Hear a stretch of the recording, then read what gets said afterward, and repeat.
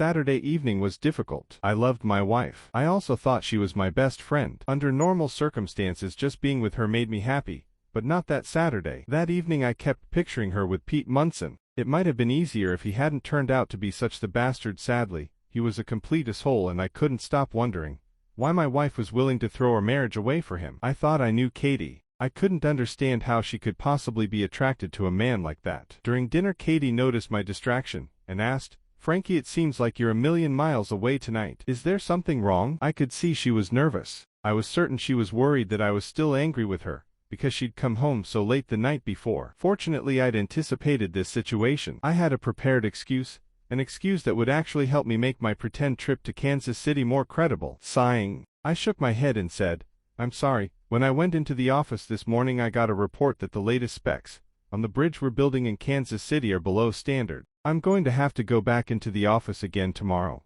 and I'm sure that the next week is going to be a living hell for me." Katie reached across the table and caressed my hand. "Poor baby. There's nothing you can do about it tonight. Please just try to relax and enjoy the evening. The movie we have is supposed to be very funny and make you forget all about that stupid bridge." After dinner, we cleaned the kitchen together. Once we were finished, we sat on the couch and watched the movie. It was funny, and for a little while I did manage to forget all about our problems. Unfortunately, when the movie ended, that temporary feeling of contentment vanished quickly. Recognizing that I'd slipped back into my funk, Katie pulled me into the bedroom and flashed me a lascivious smile. "Frankie, honey, I want you to relax while I do little strip tease for you." While I tried to convince myself that she was trying to take my mind off the bridge in Kansas City, I suspected there was another reason. She'd been doing it for Pete Munson. Now she was trying to assuage some of her guilt by doing it for me. She whispered to me, "Baby, you really are worried about that bridge. Let me help you forget about it for a little while." Can you guess what happens next? Unable to sleep, I was up early the next morning. I made a pot of coffee and retrieved the newspaper from the front steps. I was just opening the sports page when Katie walked into the kitchen. All she was wearing was one of my t-shirts. She was beautiful. Sadly, as I gazed at her, I couldn't help wondering if she walked around like that in front of him. We stared at each other. There was a coolness between us. It was obvious that both of us sensed it. Katie walked over to me, put her arms around my neck, and kissed my cheek. "Frankie, I know I hurt your feelings. Please understand that I just can't bear to let you do that to me. I promise you that I'll try to make it up to you in other ways." Stepping back, she looked at me and asked, "What made you think about doing that anyway?" I'd suspected that she might ask me that question, so I'd prepared an answer. "Two of the younger guys at work were talking about it last week. They both claimed their wives loved it." Smiling at Katie, I said, "I'm sorry, I shouldn't have turned it into such a big issue." Katie smiled back at me. "It's okay, baby. It never hurts to ask. Maybe we can try to find some other things that will be just as much fun." I shook my head. "That's an attractive offer, but I have to go into the office, and I might end up having a long day. The problem in Kansas City has the potential to be pretty serious. It could end up costing the company a lot of money. Will you be home for supper?" "I'm not sure. I can't be certain about how serious the problem is until I see the tech reports.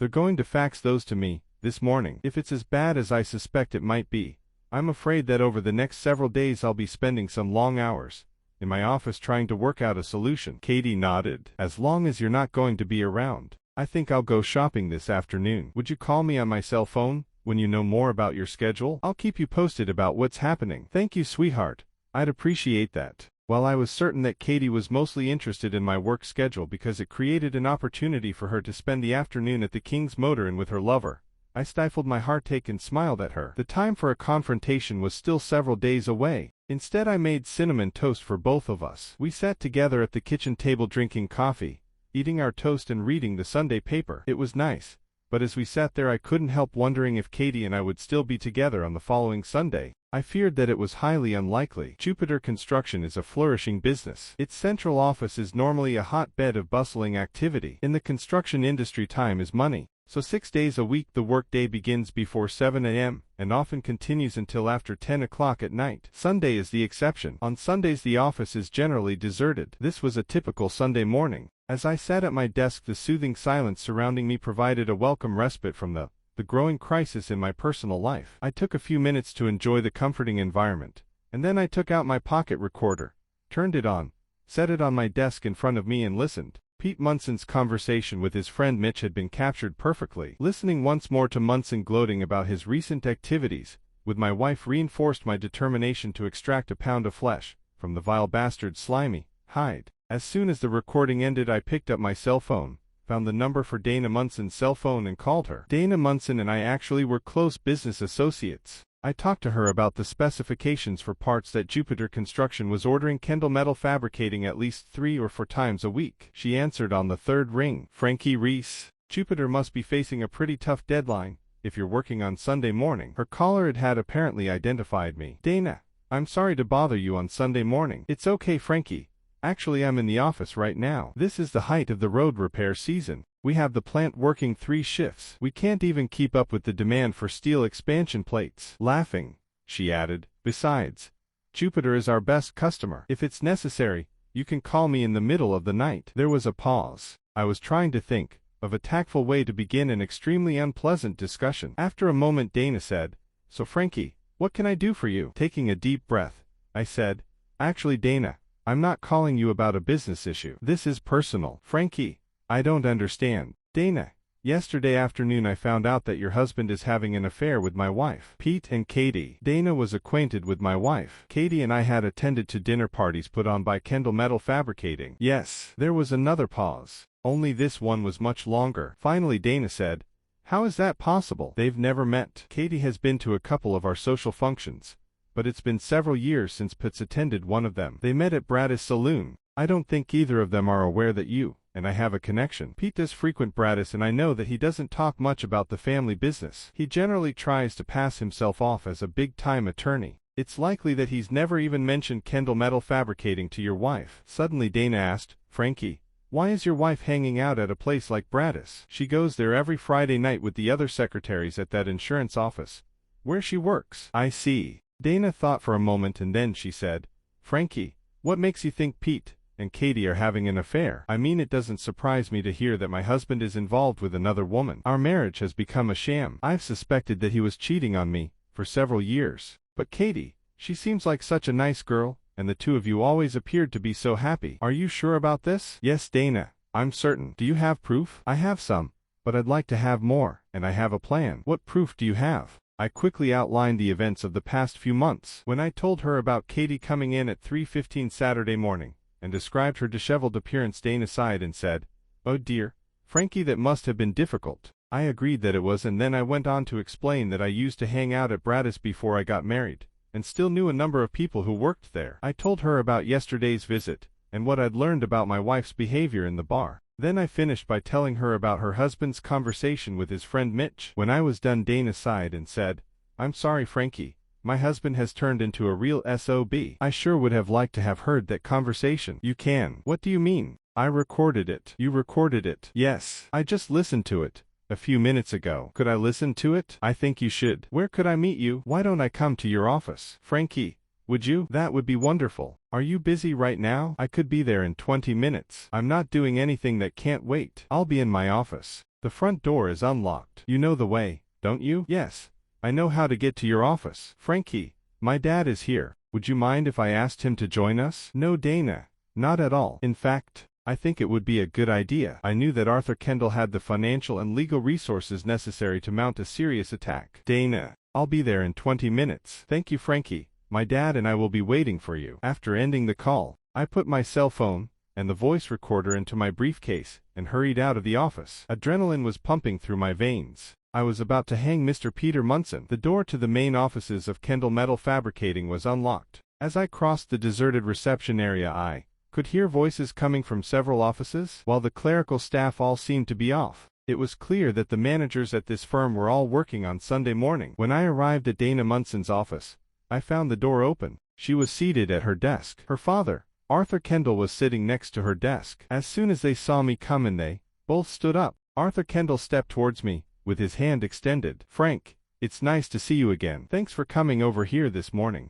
As I shook his hand, I said, "It's nice to see you too, Arthur. I wish the circumstances were better." Nodding, he said, "Yes. Dana has filled me in on the details of your telephone conversation." He gestured towards the chair next to the one he'd been occupying. "Please sit down." As I was sitting down, I glanced over at Dana. Pete Munson was a fool. His wife was a gorgeous woman. She was much older than Katie, maybe mid-40s, but like many wealthy women, the advantages of beauty spas, health clubs, and personal trainers had had their effect. Despite her age, she was as desirable and attractive as many women 10 to 20 years younger than she was. Dana was taller than Katie, maybe 5'7" or 8. They were both brunettes and wore their hair shoulder length. They both also had a twinkle in their eyes, and an endearing smile that I found delightfully attractive. As soon as I was seated, Arthur Kendall and Dana both sat down. Once we were all settled, Arthur said, "Dana told me that you had some sort of recording." "Yes. Yesterday at Braddis Saloon I was seated at the bar 2 stools away from Pete. He was bragging to his friend about his affair with my wife." Opening my briefcase,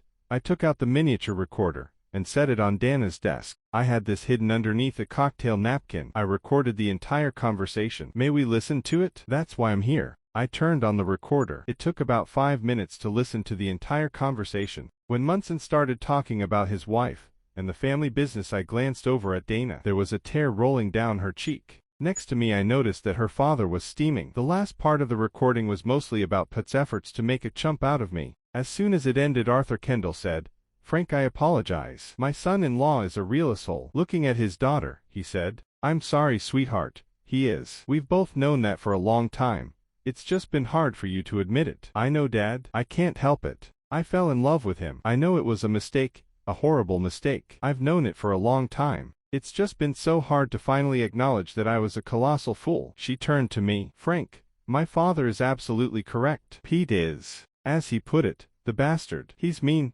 vindictive, egotistical and self-centered." She sighed. "But there's something about him that makes him absolutely irresistible. I'm sure you've heard that some women are attracted to bad boys. I'm one of those women, and it appears that your wife is too. Pete is the baddest of the bad boys." Shaking her head, she said, "At least your wife had the good sense to marry a nice guy. She's just playing with the bastard. I stupidly married the bastard." She paused for a moment, and then in a voice tinged with sadness she added, "But I suppose your wife's decision to get involved with Pete has pretty much destroyed your marriage." Nodding, I said, "Yes, I think it will be hard for me to ever trust her again." Dana smiled. It wasn't a smile of happiness, it was a smile of resignation. "So what do we do?" Her father looked at her. "Are you ready to divorce him?" "Yes. For years I've suspected that he's been cheating on me, but I've never been confronted with proof. That made it easier to ignore it. Now that I know for sure, well, when you add infidelity to his other faults, there isn't much reason to try to save the marriage." Dana took a deep breath and sat up in her chair. Staring into her father's eyes, she said,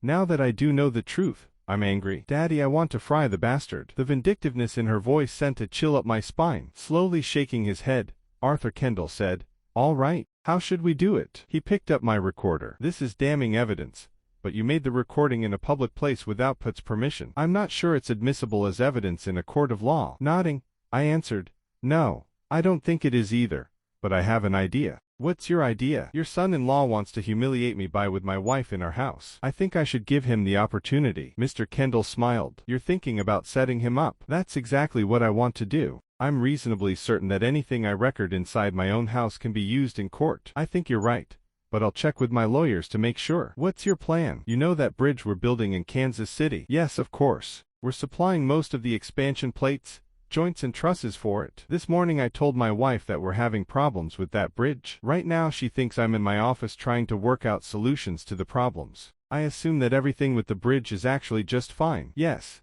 everything is right on schedule. We aren't having any problems at all. This is just a ploy, and a good one too." Mr. Kendall smiled for a moment and then he asked, "What's the rest of the plan?" "Tomorrow, when I get home from work, I'm going to tell Katie that I have to make an emergency trip to Kansas City on Wednesday morning, and I won't be back until Thursday afternoon." Grinning, Mr. Kendall said, "And when your wife tells my sleazeball son-in-law, he'll jump at the chance." "That's what I'm hoping will happen." "What about the video recording?" "We can't afford any mistakes." "How do you plan to handle that? Are you going to set it up?" "No, I don't feel competent with surveillance equipment, but I think I've hired someone who is." "Cool. Wheeler Home Security. How did you find them?" "On the internet." "So you really don't know much about them?" "Not really, but I hope they're good. Yesterday afternoon I gave Jeff Wheeler a $1,000 deposit. I really didn't know what else to do." Mr. Kendall nodded. "Yes, this is a difficult situation. We're definitely in uncharted waters here. I'll have my attorneys check them out this afternoon. If they're not good, we'll find someone who is. Oh, and don't worry,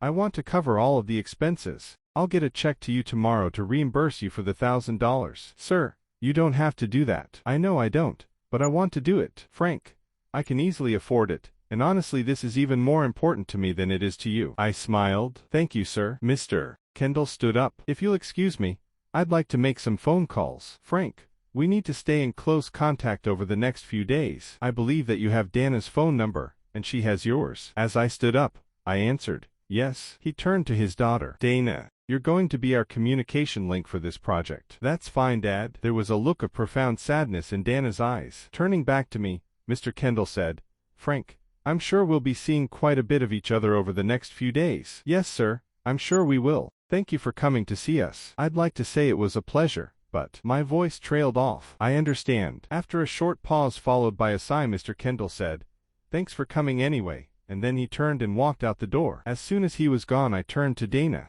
I'd better be going too. Her eyes glistening with fresh tears, Dana looked up at me and smiled. It was forced smile. In a tentative voice, she said, yes, I suppose so. It was an awkward situation. Both of us were obviously hurting, and had so much that we wanted to say to each other. But it was difficult. While we were friends, we weren't close friends. We were business associates, who had become friends. Baring our hearts to each other didn't seem appropriate. Still, for a moment I stood in front of Dana. I wanted to say something, but I didn't know how or what to say. Finally I just smiled at her and turned. As I started to walk out the door, she said, Frankie, wait, don't go. I stopped and turned around again. Please, I need to talk, and I think you might be the only person who can understand. Dana stood up and walked around her desk. She really was a beautiful woman. Standing next to the chair where her father had been sitting, she said, I'd appreciate it if we could sit together for a few minutes. I nodded. She sat down. I followed her lead. After a few seconds of silence, Dana quietly said, right now I feel angry and hurt. She paused for a moment and then she added,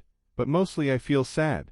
So very, very sad. Do you still love him? After taking a second to consider my question, Dana shook her head. No, I don't. I haven't loved Pete for a very long time. Actually, I'm not sure that I ever loved him. Pete's not the kind of man that women love. If you never loved him, why did you marry him? Because I was in lust with him. Frankie, I mentioned this earlier. My husband has an irresistible attraction to some women. I met him at a party. He was in law school, and I was working on my master's degree in business administration. I was immediately drawn to him, but it's become increasingly obvious that he no longer cares about me. The callousness, indifference and hostility that I get from him have made me hate him. I also now understand that he's robbed me of something very important to me. What's that? Love and romance. With Pete there has never been love or romance. I want to find a man who can love me, respect me and enjoy my company. That doesn't seem like too much to ask for. I don't think so either, but Pete was never able or willing to provide it. Dana sighed. Frankie, a moment ago you asked me if I loved Pete. I don't even lust after him anymore. Now I just want to be rid of him. But before I get rid of him, I want to hurt him. He stole some good years from me, and I want revenge. Frankie, how would you like to help me get back at him? How can I help you? He's bigger than I am. If we fought, he'd probably beat me up. Laughing, Dana said, Frankie honey, I don't want you to do anything like that. I'm thinking of a much better way to get revenge. I don't understand. Pete has always prided himself on his ability to get women to do things for him that they wouldn't do for other men. Frankie, I want to be your woman, and when all of this blows up I'm going to tell him about it, and describe every seamy little detail. Speechless, I stared at Dana. She grinned at me. What do you say, big guy? Are you up to the task? Not waiting for me to answer, Dana stood up and walked over to the door. After locking it, she turned around, and slowly walked back over to me. Smiling seductively, she reached down, grasped my wrist, and pulled me to my feet. Come on, Frankie, let's move over to the couch. My husband and your wife have been having a good time with each other. Don't you think it's time for the two of us to enjoy ourselves too? I understood exactly what Dana was suggesting, and I really couldn't think of any reason that we shouldn't do it. Still, I was nervous. Even though I used to hang out at Bratta's saloon, when I wasn't actually very sophisticated. Right, I was nervous. Frankie, help me move the coffee table. We'll be needing a little space. Together Dana and I pulled the coffee table away from the couch. As soon as that was done, she said, now sit down. I sat on the couch. Can you guess what happens next? Why didn't you just divorce him when he started acting like that? Shrugging, Dana said, I don't know, Frankie. It's hard to give up on someone, especially someone as strong-willed as Pete. I guess I just needed a little shove. She smiled at me. And this morning, you gave it to me. At that moment my cell phone rang. I'd better take this. I pulled my phone out of my pocket, and quickly checked the screen. It was Katie. Looking at Dana, I said, it's my wife. And then I pushed the answer button. Hi Katie. Hi Frankie. How is your day going? Will you be coming home very soon? No, sweetheart. I'm afraid I'm going to have to be here for most of the afternoon. I probably won't be home until 5 o'clock or 6 o'clock. Andrea just called. She and a couple of the other girls from work are planning to meet at the mall for lunch. As long as you're not going to be home this afternoon, I think I'll join them. Is that all right with you? Sure.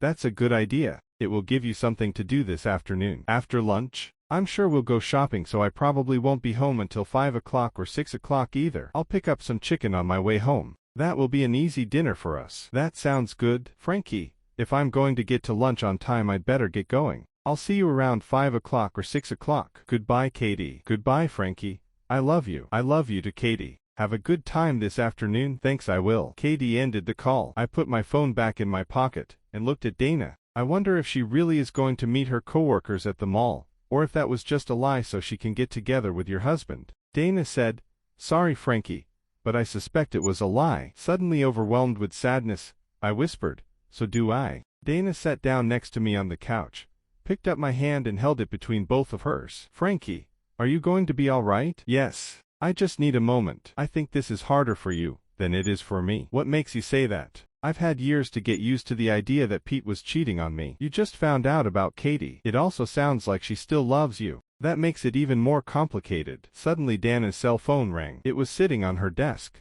She stood up and quickly walked over to it. Picking it up, she took a look at the screen and said, "It's Pete." I nodded. She pressed answer and said, "Hello, Pete. What do you want?" There was a coldness in her voice. It was a tone that you wouldn't normally expect to hear from a wife talking to her husband. "I'll probably be here for most of the afternoon. We have several rush orders that I have to set up so that the factory can start working on them tomorrow morning." "No, go ahead. I won't be at home. You might as well meet Mitch at Bratis. That will give you something to do this afternoon." "What time will the game be over?" "Around 5. That's fine. I doubt very much that I'll be home before that." "No, that's okay. I'll stop at the grocery store and pick up something for dinner." "I love you too. Have a good time at Bratis." Dana ended the call, set her phone down on her desk, and looked at me. "I guess that answers the question about whether or not your wife is really meeting her coworkers at the mall." "Yes. It appears that as soon as Katie got off the phone with me, she called Pete to tell him that she had the afternoon free," Dana said. "I'm sure that as we speak, both of them are racing over to the King's Motor Inn." "Yup. I do believe you're correct." I said the words with a resigned sigh. I patted the spot next to me in the couch. "Wanna sit down by me?" "I'd like that very much." Dana sat down. I put my arm around her. She laid her head on my shoulder. We were both quiet for a moment, and then Dana said, "I really do like." "So do I. Maybe after we're divorced we could try again." "I'd like that. Right now, I just can't bring myself to cheat on Katie." "She's cheating on you." "I know. It doesn't make sense. I guess it's just the—" "You don't have to explain it. I understand." Dana laughed. "Hell, even after everything he's done to me, the neglect, the disdain, the lies, I still don't feel comfortable about cheating on Pete." "He's your husband." "Yes, he is." Dana was quiet for a second and then she laughed and added, "But not for very much longer. When the divorce becomes final, I'll be free of him and I intend to have some serious fun." "You sound like a woman with a mission." "I think I am." "Does that make me a bad person?" "No, it makes you a person who has finally decided to start worrying about her own needs." After a few seconds she whispered, "Thank you for understanding and being patient with me." "It's okay. Right now, I think both of us are in the exact same place." Finally, I gently kissed Dana's forehead and sat up. "I'd better get going. I'm sure you have work to do." That broke the spell. Dana awkwardly answered, "Yes, I have a busy afternoon." "You must have things you need to do too." "I do." I stood and gave Dana a hand up. Once she was standing, Dana said, "Frankie, thank you for coming over here. I'll call you in the morning." Her voice was now stiff and formal. She was back to being a businesswoman. I nodded and then I turned, opened the door to Dana's office and left.